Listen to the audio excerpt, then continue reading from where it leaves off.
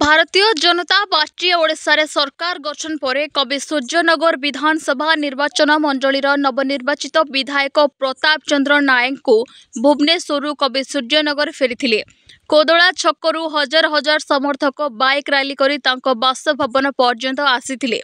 कवि सूर्यनगर छक ठारे थिबा कवि सूर्यनगर बलदेव रथक प्रतिमूर्ति रे पुष्पमाल्य अर्पण करी एक विशाल पटुआर रे बाहरी थिले। कवि सूर्यनगर पंचायत विभिन्न ग्राम मंडल एवं पंचायत रु हजार हजार शुभेच्छा उपस्थित थिले।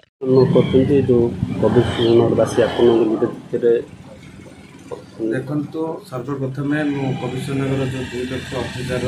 भोटर्स अच्छे जनता से अशेष धन्यवाद देवी कहीं से मन भर जो थिला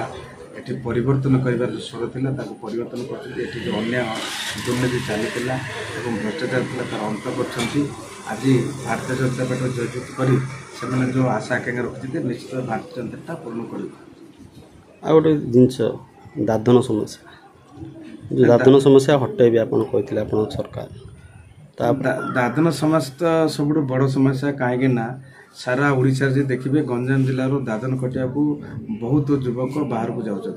एवं भारतीय जनता पार्टी जो एजेंडा अच्छी से आम निश्चित करें ओडिशा रे गंजाम जिले में आम कलकारखाना करूँ एवं साधारण लोक जो मोर युवक भाईटा बाहर को दादन खटिया जाऊँ निज घर परिवार छाड़ी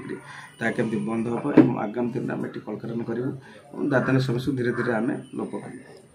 कवि नगर ब्लॉक रे बहुत घोटाला पदक्षेप देखो बीजेपी तो आप जानते जीरो टॉलरेंस है एठी जीरो टॉलरेंस रे काम हम कौन डिपार्टमेंट आप देखिए दुर्नीति 5 वर्ष दुर्नीति मुक्त शासन दिज्व या भारतीय जनता पार्टी आगुरी निश्चित कर सारी। ब्यूरो रिपोर्ट संघर्ष टीवी।